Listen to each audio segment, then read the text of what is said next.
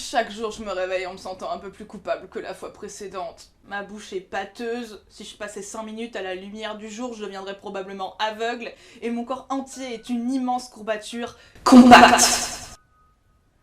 Certaines personnes me diraient sans doute que tout ça est lié au fait que je n'ai pas d'amis, que je commence mes journées par un martini.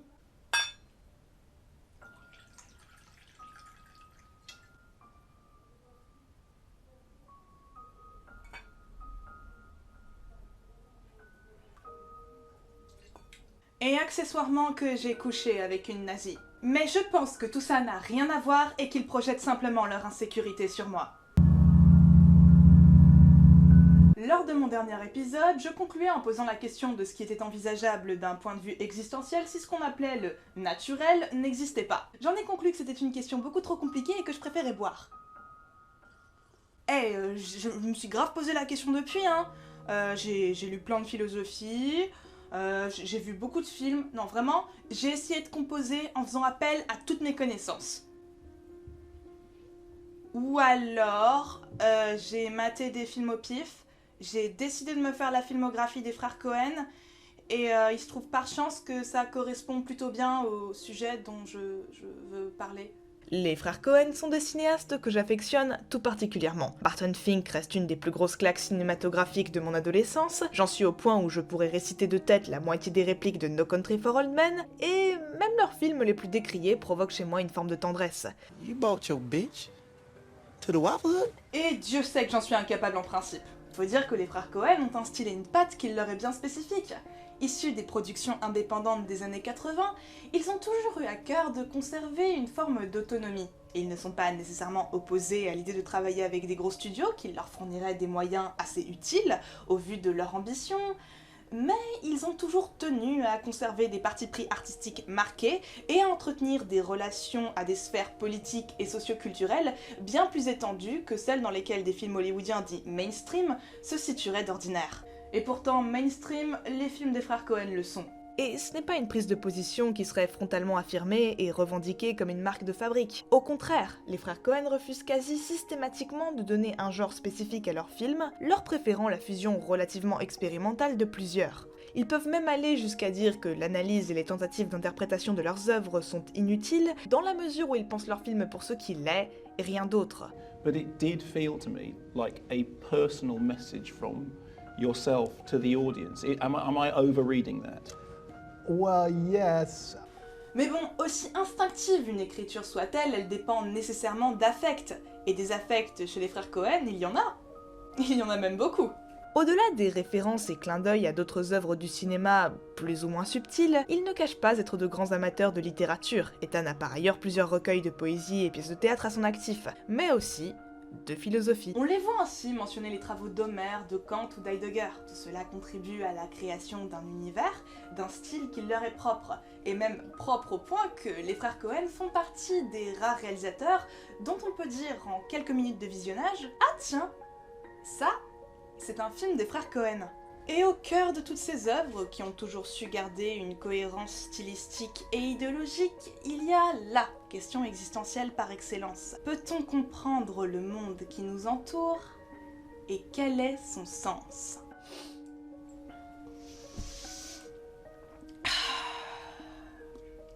Et vous savez ce que ça veut dire ? Ça veut dire que je vais peut-être enfin trouver une réponse à la fin mal écrite que j'avais laissée en suspens lors de mon dernier épisode, et que les gens vont arrêter de me faire chier avec leur « Ah mais t'as pas fait de conclusion !» Et surtout, ça veut dire que je vais peut-être enfin trouver une raison à mon existence autre que finir des vers et pleurer mes sœurs sorcières, mortes depuis des siècles. Bon, c'est parti.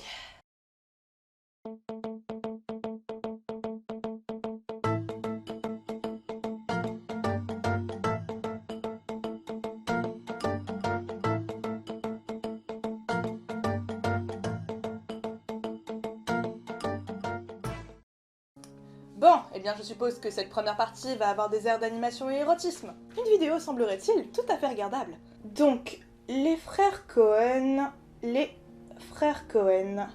comme je l'ai dit avant le générique, ils possèdent une forme de cohérence stylistique et narrative, laquelle est, il me semble, assez utile pour comprendre les enjeux existentiels qui les accompagnent. Je l'ai mentionné précédemment, les frères Coen ne sont pas particulièrement rigoureux lorsqu'il s'agit de catégoriser leurs films. Cependant, l'on peut voir dans leurs œuvres des thèmes et des patterns caractéristiques du néo-noir, du néo-western ou encore de screwball comédie, cynique et grinçante. Des patterns intéressants donc, car ce sont des genres cinématographiques qui reposent de base sur une déconstruction des genres précédents. Le néo-noir s'étant par exemple beaucoup construit sur une esthétique de la fragmentation, la rupture, l'hybridation de films noirs précédents, allant parfois jusqu'à les parodier. I'm not bad. I'm just drawn that way. Le néo-western, lui, brise l'esthétique de la nostalgie construite par son padré et en même temps l'idéalisme moral qui l'accompagnait. And it turns out, the god, he's a squirrel. Et enfin, les screwballs, descendants directs du slapstick, ont toujours eu à cœur de porter en ridicule les valeurs bourgeoises d'une vieille Amérique traditionnaliste. I've got to talk to you privately. Meet me under the table. What? Oh my goodness, there goes my napkin. So far, so good, huh? Mais vous vous doutez bien que si tout ce que j'avais à dire sur les frères Coen, c'est qu'ils reprennent régulièrement des genres cinématographiques qui reposent sur une déconstruction de genres précédents, ben j'aurais appelé cet épisode « Est-ce que vous saviez que les frères Coen reprennent régulièrement des genres cinématographiques qui reposent sur une déconstruction de genres précédents ?» Ça aurait duré 15 minutes, et si vous regardez mes vidéos, bah vous savez sans doute que les formats courts, eh ben j'ai du mal. Par conséquent, ce qui nous intéressera ici sera plutôt l'usage que les frères Coen peuvent faire de tout ça, et surtout le mode opératoire qui leur est propre. Les frères Coen aiment les personnages de losers, de galériens, de gueules cassées, de caricatures, une infinie variété de saveurs de paumé, vouées à une vie pleine d'insatisfaction, d'incompréhension et de douleurs plus ou moins comiques. Savoureuse histoire de ma vie. Douleur qui est bien souvent la conséquence de leurs propres actions ou inactions. Mais ce n'est pas un malheur qui est proportionnel à leurs erreurs, c'est un malheur arbitraire, violent et injuste qui semble frapper de manière aléatoire. L'erreur de bien des personnages des frères Coen, ce n'est pas tant de s'être mal comportés que d'avoir pensé qu'ils seraient les seuls à faire preuve de couardise. Ce qui signe la perte de personnages comme Jerry Lundegaard ou Llewellyn Moss, ce n'est pas leur acte criminel en soi, c'est d'avoir pensé qu'ils pourraient être plus intelligents et plus fourbes que les autres. Là où un scénario plus classique, désireux de nous présenter des personnages à la moralité discutable, se serait contenté de souligner de mauvais comportements, nous maintenant dans une forme de status quo de la vertu, les frères Coen nous montrent combien nos principes peuvent être absurdes de toute manière. La justice est arbitraire, les religions sont hypocrites, le succès ou le mérite sont totalement aléatoires et bien souvent absolument pas liés à nos compétences propres, la famille et tout ce à quoi on l'assimile est absurde, et même le couple ne veut pas forcément dire grand-chose. Si bien que devant un film des frères Coen, on peut être amené à se poser la question suivante. Qu'est-ce que la morale de toute façon ?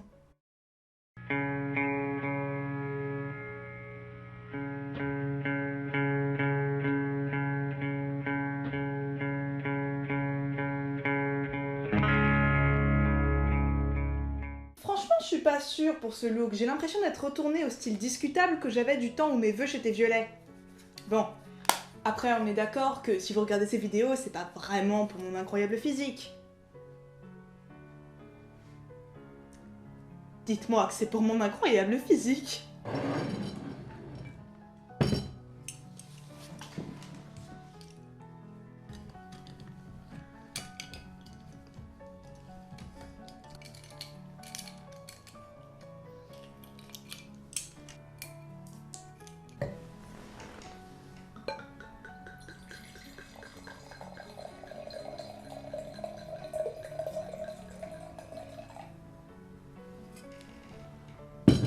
La morale est assez complexe à définir. Supposément, elle est censée regrouper un ensemble de préceptes qui structurent le modèle social. Pourquoi est-ce que je porte toujours autant de trucs qui montrent les nichons ? Une série de règles et de préceptes utiles à l'intérêt général. Elle est donc, dans l'idée, universelle et immuable. Sauf que, si vous êtes un jour sorti dehors, et je suis sincèrement navrée pour vous si c'est le cas, vous savez que c'est pas si simple. Ce que nous jugeons comme éthique est souvent influencé par une multitude de facteurs propres au lieu et à l'époque. Elle ne peut dès lors pas vraiment être absolue. Ce que font bien souvent les frères Coen, c'est donc nous présenter des diégèses multimoralistes, où des personnages trouvent du réconfort dans les préceptes supposément universels de leurs petites idées et notions personnelles. It sounds like you don't know anything. Why even tell me the story? Et les notions que les frères Coen mettent en avant, ce sont surtout des valeurs qu'ils connaissent ou ont étudiées à différents degrés, soit des valeurs profondément américaines. Avant toute compétition américaine, l'hymne national chanté par un flic de Philadelphie. 2, 1, allez! C'est parti! En 30 minutes, sous les yeux des arbitres, les concurrents doivent se goinfrer au maximum d'ailes de poulet. 10 000 ont été cuisinées, soit une demi-tonne de viande. Dès lors, je pourrais être hypocrite et prétendre que le sujet ne nous concerne pas, nous autres bons Français. La famille de Fanfan est hystérique. En bout de table, ce candidat cale dès les premières bouchées. Mais soyons honnêtes, notre culture n'a jamais été plus influencée, à bien des égards, par la culture états-unienne, surtout au cinéma. Comprendre à quel type de modèle les frères Coen font appel est donc tout à fait possible, surtout qu'ils n'appliquent pas vraiment de vernis patriotique sur leurs pellicules. Greu, regarde comment c'est nous les plus forts, imagine que c'est un burger que je mange dans un 4x4. Et ils ne sont pas non plus des auteurs nous entraînant dans des étranges épopées, mais dont la conclusion serait malgré tout un retour au status quo. Pas vrai, Tim Burton? Non, ils explorent différents espaces de la culture américaine, tous facilement identifiables, et remettent systématiquement en question les valeurs auxquelles on peut les assimiler. Je regrette ce choix de vêtements, sachez-le. Fargo, avec des personnages comme Jerry Lundegaard ou Carl Showalter, font directement référence au rêve américain et au désir de succès. Jerry est un homme médiocre, directeur commercial dans une concession automobile où il ment à ses clients et se fait malmener par son beau-père. Il ne semble pas vraiment attaché à sa femme, puisqu'il n'hésite pas à la faire enlever pour une rançon, pas plus qu'à son fils avec qui il ne partage rien. Ses motivations semblent avant tout être le désir d'argent et de pouvoir qui ne sont, à ses yeux, pas équivalents à ce qu'il mérite. It's not been easy for me. It has not been easy for me. My father gave me a small loan of $1 million. L'univers des frères Coen semble très préoccupé par la morale, sans pour autant qu'elle ne soit appliquée par qui que ce soit, ou qu'elle fasse sens lorsque c'est le cas. Dès lors, la morale est incertaine, la morale est relative. Let me ask you something. If the rule you followed brought you to this, of what use was the rule? Bien des auteurs, artistes et penseurs ont interrogé cette notion et lui ont donné des définitions variables. Mais j'ai la flemme d'en parler. On va donc se baser sur une définition suffisamment courte pour que ça aille vite, mais avec suffisamment de mots compliqués pour que j'ai l'air intelligente et cultivée. Le relativisme moral, c'est l'idée selon laquelle... Le relativisme moral, c'est l'idée selon laquelle les autorités des normes morales sont propres au temps et au lieu. En d'autres termes, qu'elles sont dépendantes d'un espace historiquement et culturellement situé, et non pas universel et intemporel. Si je pense personnellement que ça fait tout à fait sens, ça n'est pas nécessairement l'avis de tout le monde. Timothy Fortin, un professeur à l'université de Seton Hall, avance qu'il est impossible de concevoir que la morale soit relative ou que les réalités soient multiples, car d'après lui, si c'était le cas, la communication deviendrait impossible et jauger la valeur de quelque chose deviendrait totalement arbitraire. Mais est-ce que ce n'est pas justement le cas? Les frères Coen sont des maîtres absolus du dialogue. Un dialogue dans un film des frères Coen a un rythme et un style très appuyés.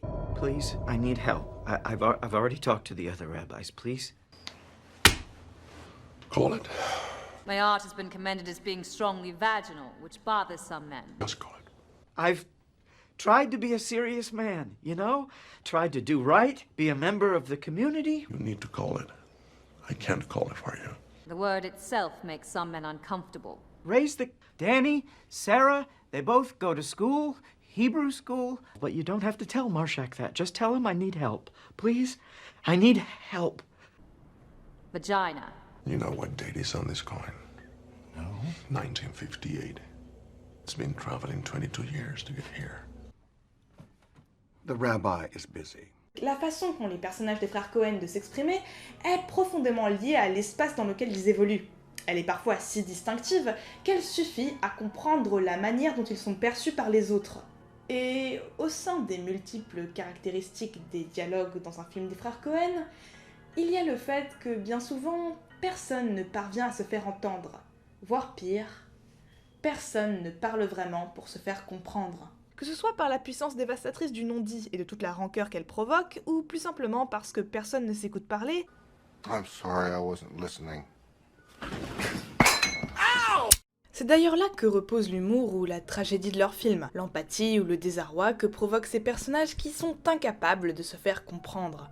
Larry cherche désespérément des réponses, cherche désespérément à faire comprendre que tout ce qu'il vit est injuste, mais personne ne semble disposé à l'entendre. Sa femme ne le laisse pas s'exprimer vis-à-vis de l'adultère qu'elle a commis, les différents rabbins qu'il rencontre ne lui donnent que de vagues vérités générales sans lien avec les problèmes qu'il rencontre, et même lorsqu'il s'écroule et tente de faire part de ses émotions, il ne semble pas capable de les verbaliser d'une manière correcte. De manière plus tragique et résignée, les deux impresarios de théâtre ambulants de 1000 tickets n'échangent pas un mot en dehors du spectacle qu'ils ont mis en place. Ils ne veulent pas se comprendre ou savoir ce que ressent l'autre, ils veulent avant tout survivre. Dans un cas, cela passe par la soumission et la dépendance, et dans l'autre, plouf. Cependant, cette incapacité à se faire comprendre n'a pas nécessairement besoin d'être au centre d'un récit sur des quasi-martyrs.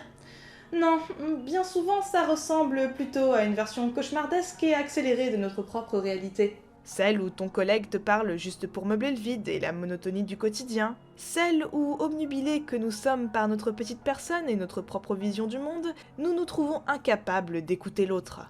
Celle où un artiste trop sûr de sa vision refuse d'écouter ceux qui précisément pourraient l'aider. Celle où parler est avant tout une bataille pour exprimer un rapport de force. Et ça ne veut pas dire qu'ils sonnent creux ou qu'ils ne font pas avancer l'intrigue.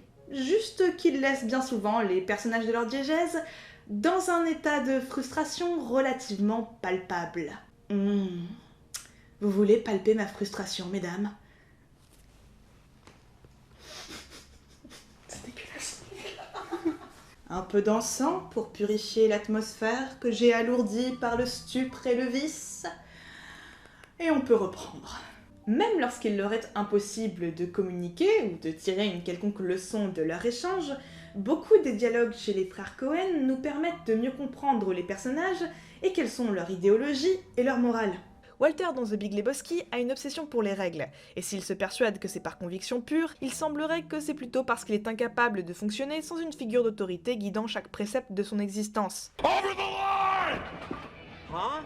I'm sorry, Smokey. You were over the line. That's a foul. J'adorerais me moquer de lui, hein.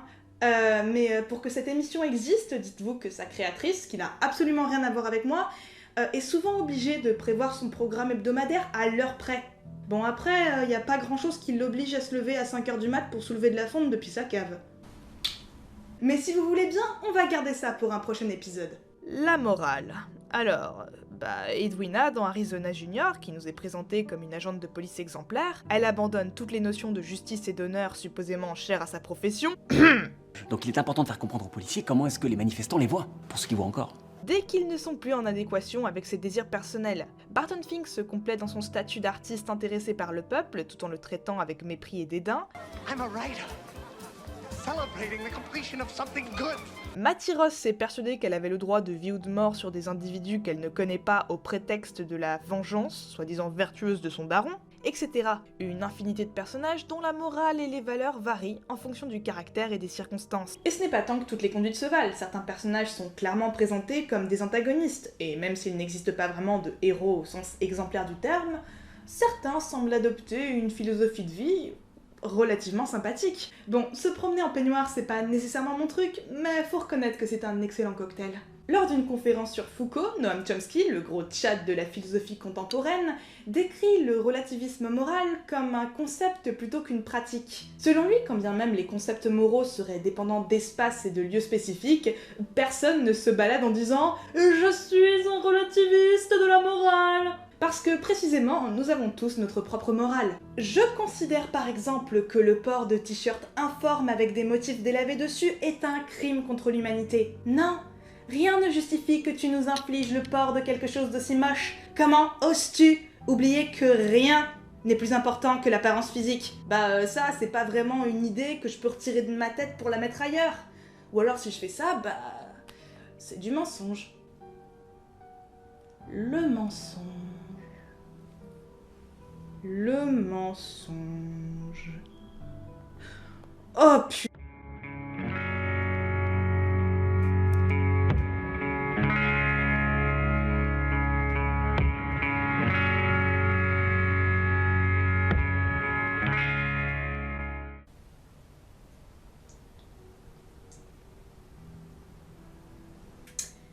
Vos cheveux sont plus longs. Les vôtres aussi. Laissez-moi deviner. Il s'est écoulé plusieurs mois entre le moment où vous êtes rentré dans ce bar et le moment où on retourne cette séquence? Presque 6 mois. Ouch. J'ai vraiment essayé de garder les rushs qu'on avait eu dans ce bar et surtout que les propriétaires étaient vraiment très sympas, mais il y avait une mauvaise acoustique et de plus en plus de monde qui rentrait, puis c'était stressant. Et puis après moi il fallait que je bosse et puis il faut faire les examens et puis je dois travailler. Je vous en prie. J'ai déjà une migraine abominable et en plus j'ai un business à faire tourner. C'est vrai que j'ai vu sur LinkedIn que vous étiez devenu maquerelle. Audacieux comme reconversion professionnelle. J'ai toujours été quelqu'un de très versatile. Toutes mes félicitations, je suppose. Bon. Qu'est-ce qui vous amène? Vous êtes venu tester les services de mes filles? Alors, non, je suis venue vous voir. Enfin, vous voir pour vous parler, parce que, en fait, là, je suis sur une nouvelle vidéo. Oh, encore votre blabla incessant et prétentieux. Au vu de la démesure de vos films, vous êtes sûr que vous êtes bien placé pour qualifier mon travail de prétentieux? Oui, parce que moi je faisais de bons films. Je peux avoir de l'alcool? Bon. Dites toujours, j'ai encore une bonne demi-heure à tuer avant mon prochain rendez-vous. Alors, je suis en train d'écrire une vidéo sur le relativisme moral, et j'en suis plus ou moins au point où je dis que la morale est relative et dépendante de différents points de vue.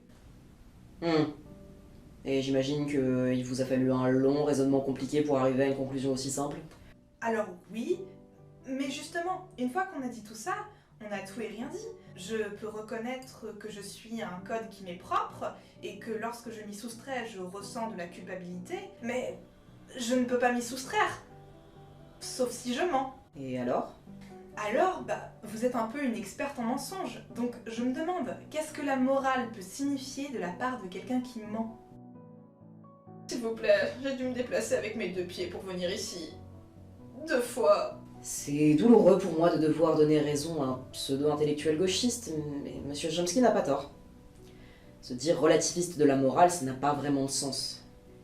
Même le mensonge ne cache pas qui on est ou la manière dont on fonctionne. Alors comment est-ce que vous appelleriez quelqu'un qui ment? Un opportuniste de la morale. Appelez-moi Daddy.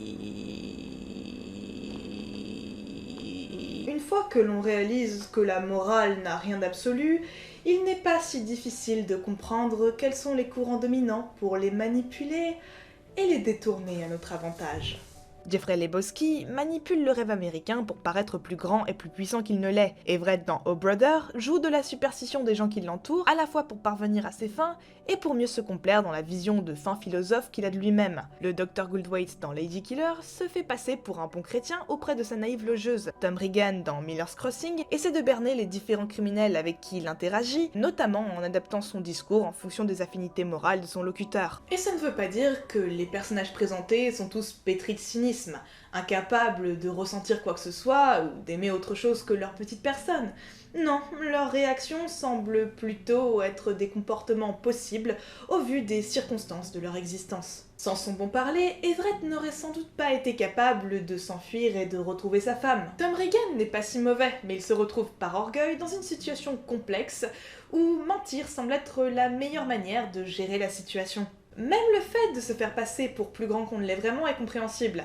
Après tout, qui avez-vous envie de respecter davantage? Celui qui, malgré son handicap, fut capable d'accomplir des choses incroyables, ou un profiteur qui dépend de la fortune de son ex-femme?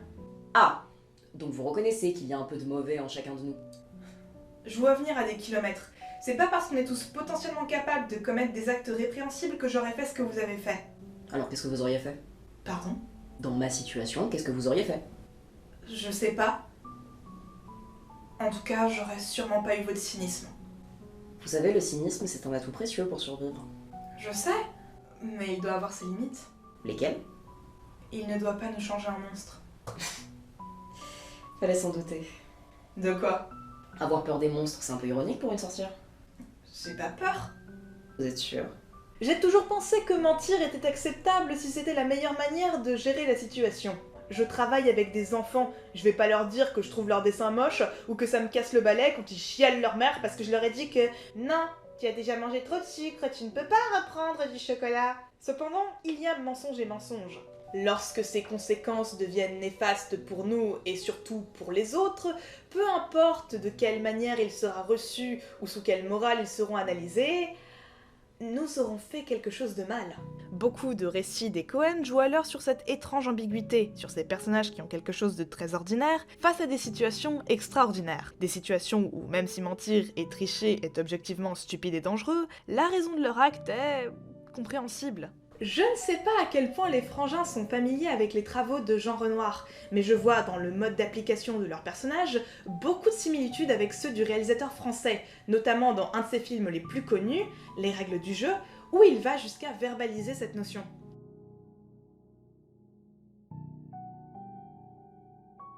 En un sens, voir des personnes si communes, confrontées à l'étrange et l'horreur de leur situation, faire des choix discutables, ça nous pousse, nous spectateurs, à nous regarder dans un miroir et à nous poser la question « Qu'est-ce que tu ferais, toi ?» Ah, ça commence enfin à devenir intéressant. Vous voulez savoir ce que j'en pense?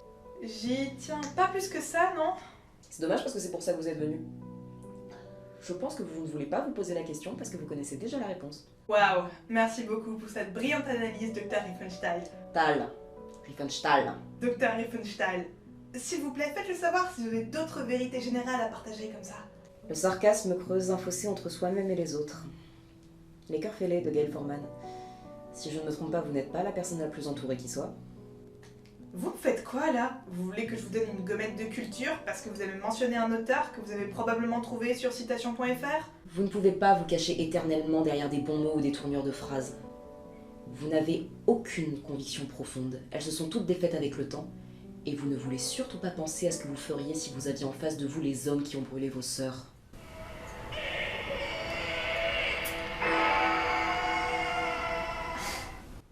Il n'y a jamais eu de réparation pour ce qu'on m'a...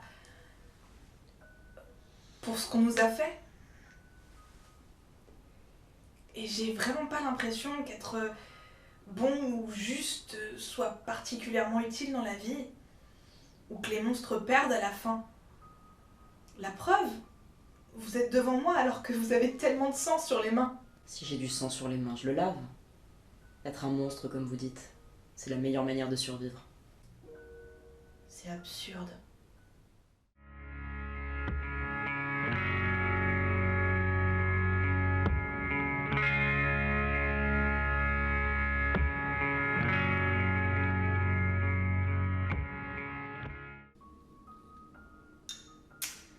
L'absurde, l'absurde.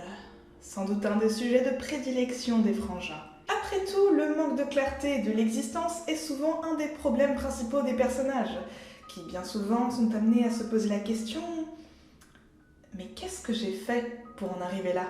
Qu'est-ce que j'ai fait pour finir dans cette usine à écouter un collègue chiant me parler de sa vie et pour trouver à mon retour à la maison une femme inerte et obsédée par les bébés? Qu'est-ce que j'ai fait pour me retrouver pendue 2 fois dans la même journée? Et pourquoi est-ce que c'est devenu un mème? Pourquoi je me retrouve à chanter de la country pour des cutéreux avec une fausse barbe dans un trou perdu? Pourquoi est-ce que cette poule qui sait compter a plus de succès que moi qui a appris à réciter parfaitement du Shakespeare?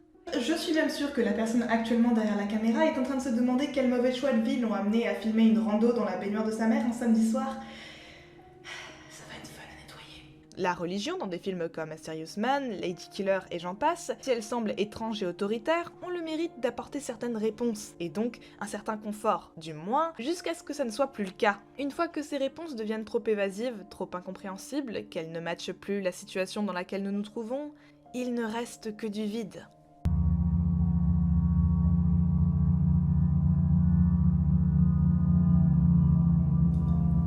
Le silence du monde est effrayant. Comprendre combien nous sommes petits et insignifiants l'est encore plus. Dès lors, on peut un peu mieux comprendre pourquoi Geir Grimsud fixe constamment le vide, ou pourquoi Ed Crane ne parle jamais plus que nécessaire. If the rule you followed brought you to this, of what use was the rule?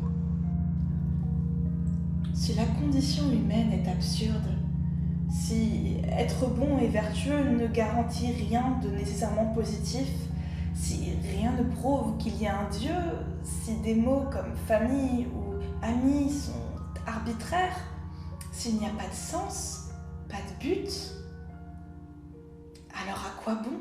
No Country for Old Men nous pose finalement cette question tout du long de son œuvre. Le shérif Ed Tumble, un homme à la morale très proche du simplisme de l'âge d'or des westerns, est totalement démuni face à une série de crimes qu'il ne comprend pas. Ce n'est pas tant qu'il en a peur, comme il le dit, son métier implique de côtoyer la mort de manière assez régulière, c'est plutôt qu'il ne parvient pas à appréhender l'étendue de l'horreur face à laquelle il se trouve, et surtout, pourquoi elle existe. I don't want to push my chips forward and go out and meet something I don't understand. Llewyn Moss, de son côté, ne se pose pas la question. Les horreurs et le sang existent parce que c'est comme ça. Il arrive à suffisamment en faire abstraction s'il peut gagner quelque chose en contrepartie. Dans son cas, de la tranquillité d'esprit et peu de scrupules quand il s'agit de récupérer de l'argent de gang. Mais si avoir une vision binaire du mal ou du bien peut mener à un sévère désenchantement, ignorer purement et simplement les dangers de notions telles que le mal nous mène à globalement la mort. Et puis il y a Anton Chigurh, sorte d'annonciateur du chaos de l'univers. Un monstre dont les crimes sont impunis et qui n'accorde pas plus d'intérêt à l'existence qu'à une simple pièce. Parce qu'après tout, pourquoi devrait-elle en avoir davantage ?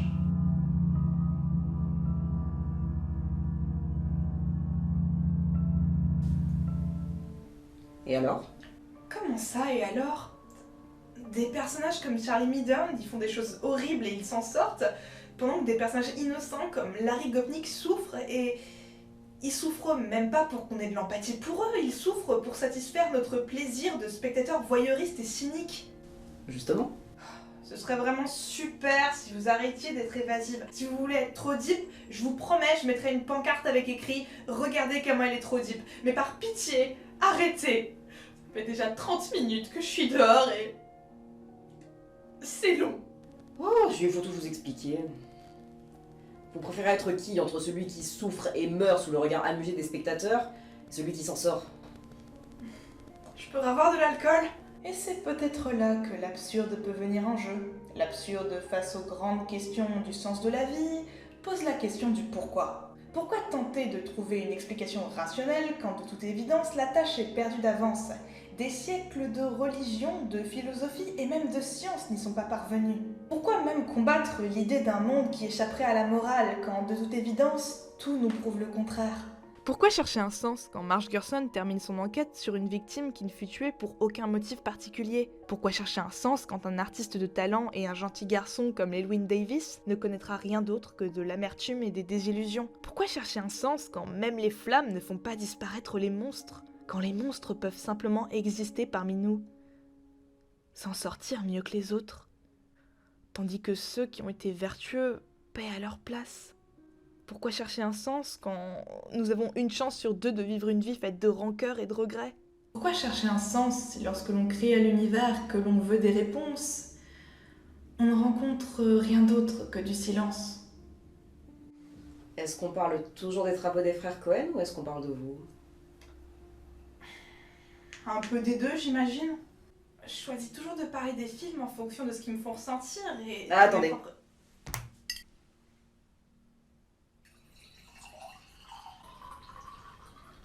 Quoi? Vous espériez quand même pas que j'allais vous écouter raconter votre vie sobre? Mais du coup, on fait quoi? Une fois qu'on a compris que la morale n'avait rien d'absolu, que rien ne pouvait nécessairement garantir le bonheur et que nous sommes bien souvent ridicules dans nos recherches de sens. It proves we can't ever really know what's going on. Faut-il se résigner et accepter qu'on va subir nos vies? Cette impression de non-contrôle sur notre existence, elle est très dans l'air du temps, et on pourrait considérer les frères Cohen comme des précurseurs.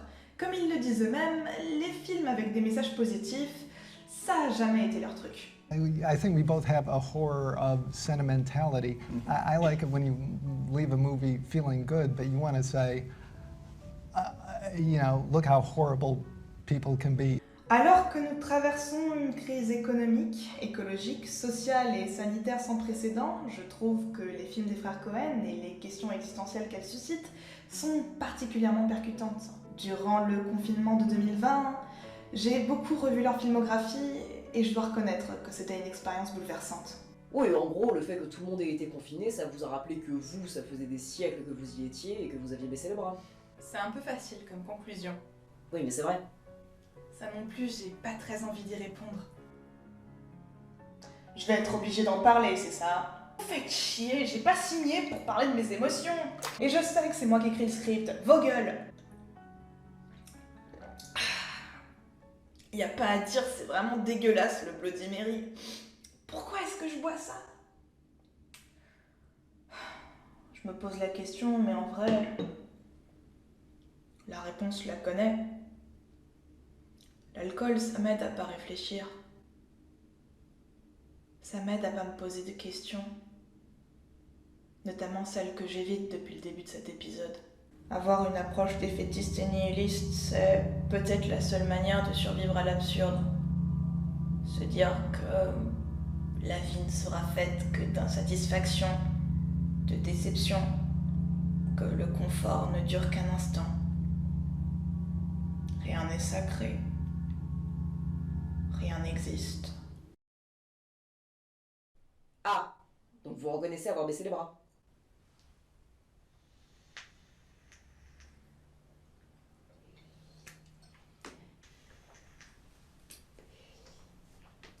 Vous êtes pathétique.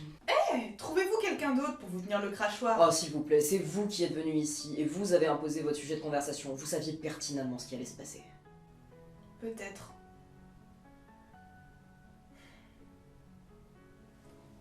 Mes sœurs ont brûlé, Lenny. J'ai d'abord été triste, puis en colère, et après c'est devenu un état de fait, un constat. Alors j'ai regardé des films et j'ai bu du vin. Vous auriez pu faire autre chose que vous cacher, et vous le savez. Quoi? Me dire que la meilleure façon de m'en sortir c'est d'écraser l'autre? Bouffer tout le monde? Marcher sur tout le monde? C'est vous ça, c'est pas moi. Ça pourrait aussi être vous. Peut-être que c'est les monstres qui ont raison.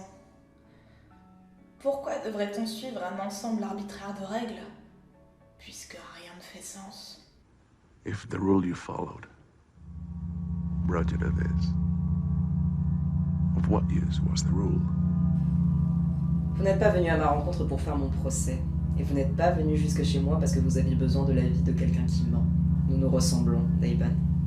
Et je suis la seule opportunité que vous aurez de vous sortir de vos habitudes de lâche. C'est vrai que j'ai été plutôt lâche ces derniers temps. Un lion qui s'est lui-même arraché les dents et qui attend qu'elle repousse.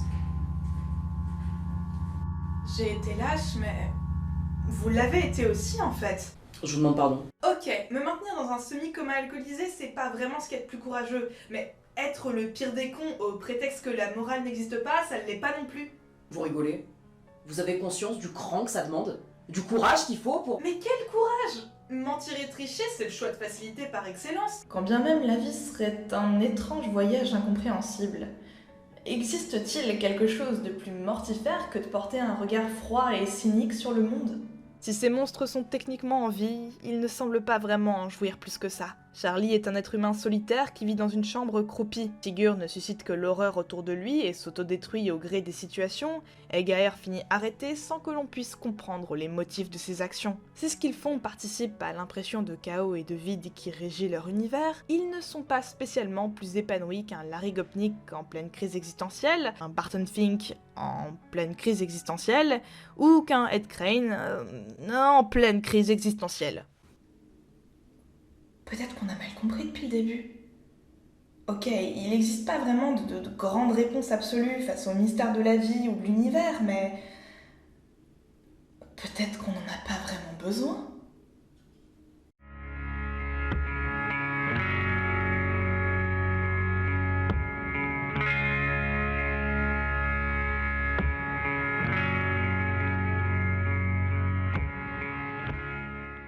Peut-être que la vie est plus qu'un simple mystère à résoudre.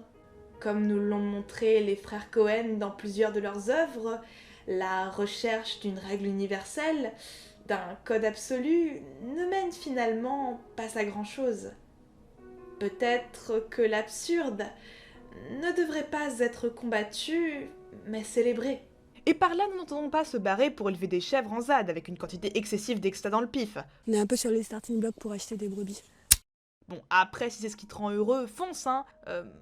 N'en donne juste pas aux chèvres. Mais plutôt que ce n'est pas parce que l'on ne peut pas saisir de sens à quelque chose qu'il ne peut pas être apprécié. Parce qu'en fait, ce qui est beau, c'est la vie elle-même. Ce qui est beau, c'est que cette policière dévouée parvienne à mettre fin à des crimes et rentre chez elle, en sachant qu'il y aura quelqu'un qui l'aime et la soutient. Ce qui est beau, c'est qu'Everett parvienne à retrouver sa femme après toute sa folle et étrange aventure, que The Dude puisse continuer à jouer au bowling avec ses potes et apprécier ses cocktails. Si l'horreur et l'absurde existent et ne peuvent être ignorés, ils font partie de la vie plus qu'ils ne sont la vie. Avons-nous besoin de raisons pour aimer le cinéma? Avez-vous besoin d'une raison pour aimer quelqu'un? Avez-vous besoin d'une raison profonde et inhérente pour regarder cette vidéo? C'est ça votre conclusion? Que la vie n'a pas besoin de sens? Peut-être plutôt qu'à défaut d'avoir la prétention de pouvoir trouver un sens, une raison ou une morale, on peut trouver des sens, des raisons et des morales qui fassent raison pour nous. Et que même sans ça, y a pas que de l'horreur et de l'absurde dans ce monde. C'est un discours de bisounours, ça. C'est ce que les faibles disent pour justifier le fait qu'ils se font marcher dessus. Qui vous parle de marcher sur l'autre? Je vous parle de vie, je vous parle de célébration de la vie. Écraser les autres, empiler des cadavres pour arriver jusqu'à un sommet factice, c'est pas vivre, c'est pervers. Mais qu'est-ce que vous suggérez?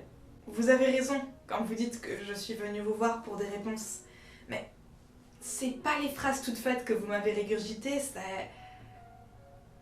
c'est la célébration de la vie. Donc, qu'avons-nous appris aujourd'hui? I don't know, sir. I don't fucking know either.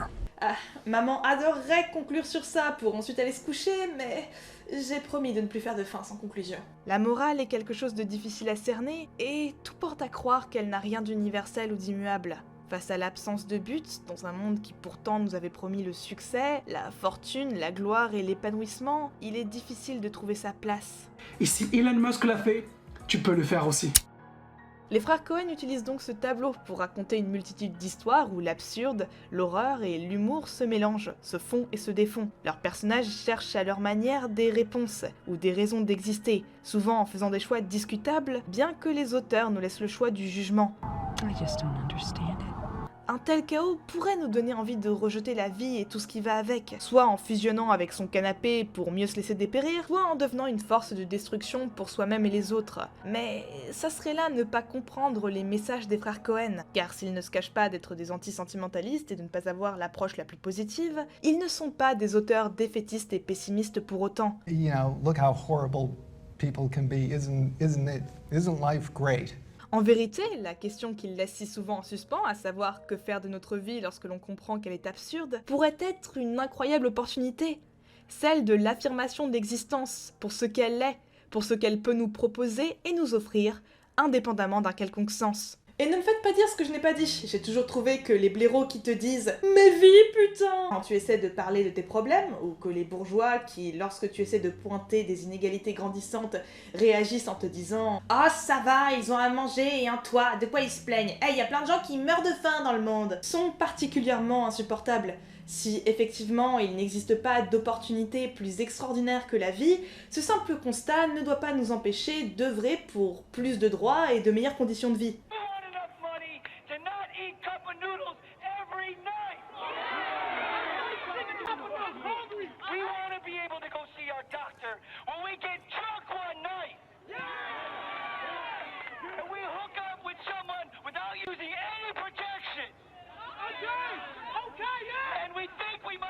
Contracted chlamydia or gonorrhea or any one of those crazy STDs that you never heard of that you find on selfdiagnosis.com. Le cinéma pourrait-il exister sans l'affirmation de la vie?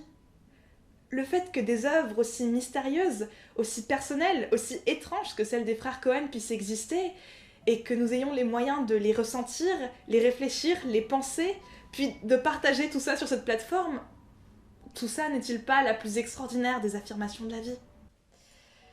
Excusez-moi, mais vous entendre parler d'affirmation de la vie, je trouve ça quand même un peu comique. Votre marque de fabrique repose sur le fait que vous êtes une loque. C'est vrai. Je crois que j'ai oublié que, avec ou sans sens, la vie, ben, elle reste à vivre. Mais j'ai peur de souffrir. Même quand je sors de mon personnage de sorcière, j'ai peur. Je suis juste une étudiante en art avec un avenir incertain, flippée à l'idée de se vautrer. Mais si tout ce que je fais c'est avoir peur, ben j'avance pas. Ces vidéos par exemple, est-ce qu'elles seraient si géniales à faire si je m'arrachais pas la tête quand je fais des recherches, si j'essayais pas autant d'écrire quelque chose en rendant le tout cohérent, si les tournages n'étaient pas longs et compliqués, surtout quand on doit les faire 2 fois. Si nous nous laissons abattre par l'étrangeté et l'injustice de cet univers, qu'aurions-nous pu faire ou accomplir si nous n'avions fait qu'observer les horreurs et le chaos de ce monde, voire pire, y participer car nous nous sommes résignés? Certes, rien ne prouve que des valeurs telles que le partage ou l'entraide soient immuables ou inaliénables, mais il n'empêche que ce sont des valeurs que nous sommes nombreux et nombreuses à vouloir appliquer, respecter et maintenir. The only thing I do know is that we have to be kind.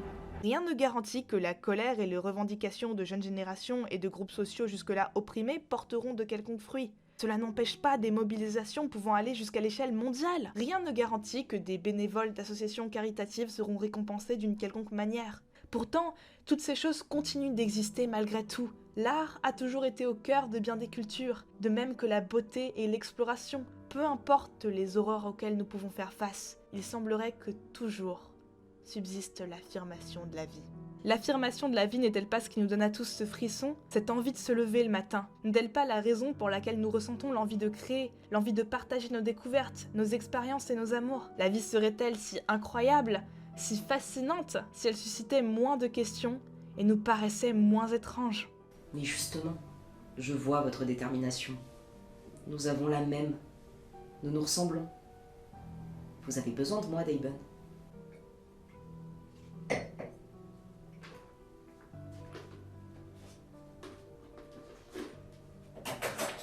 Bon, ça va, je vous dérange pas?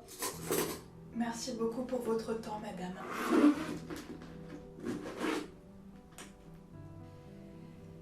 J'essaierai bien de vous retenir, mais on a déjà eu cette conversation et je sais que votre décision est déjà prise. Qu'est-ce que vous comptez faire maintenant? Œuvrer à mon épanouissement. Bruh.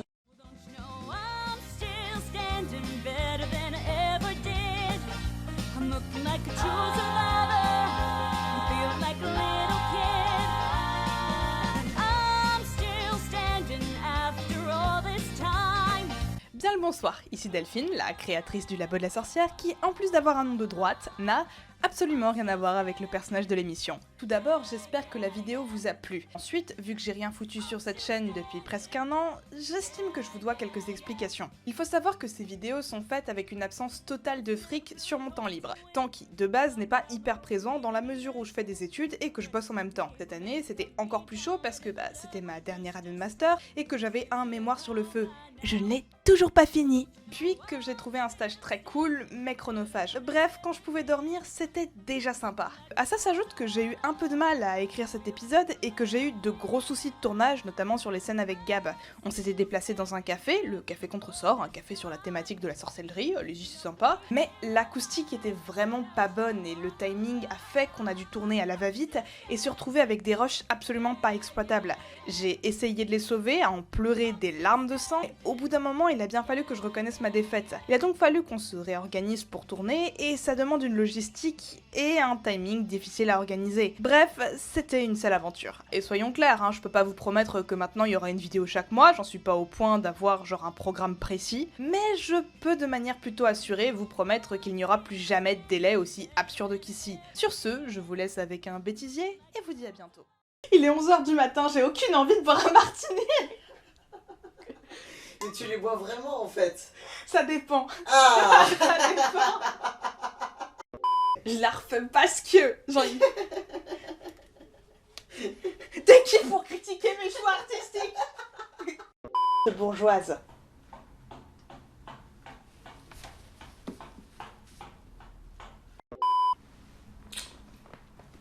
C'est méga beauf. C'est pas mauvais. Ça a le goût de... Jus de pomme dilué. C'est du jus de pomme dilué. Buvez avec modération. Buvez du jus de pomme dilué avec modération. Tu redis Riefenstahl en fait, c'est vraiment... J'arrive pas à dire Tal en fait. Tal, Riefenstahl. Riefenstahl. Lémi Riefenstahl. Oui, parce que genre, on l'a vu, hein, les gens qui sortent les commentaires, par contre, pourquoi est-ce que tu dis Dr. Riefenstahl? C'est scénaristique. Non, c'est juste que je l'ai mal prononcé.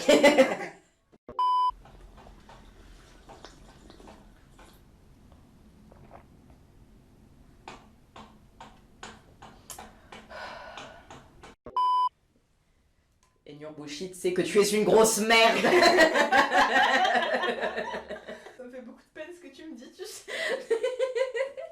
Vous voyez comme mes amis me traitent? Non mais... Je leur donne du travail à ces comédiens chômeurs. Et c'est comme ça que ça se traite. Je ne suis pas payée. La dernière fois, elle m'avait payé un paquet de clopes. Là, j'ai même pas un paquet de clopes. C'est bon, il y a des bulles à la fin. Oui, mais encore heureux. Allô? Oui, allô, ça va? Bah, je suis actuellement déguisée en Carmen Sandiego et en train de tourner un truc, donc oui, ça va. T'as le temps de penser sur ta vie à ce moment-là, genre... Qu'est-ce que j'ai fait pour en arriver là? Depuis ce matin, tout ce que je fais, c'est me repeindre la gueule et tenir devant ces néons. Vous pouvez pas savoir parce que genre la vidéo a été tournée, mais vraiment, sous le maquillage, ma gueule doit être mais cramée.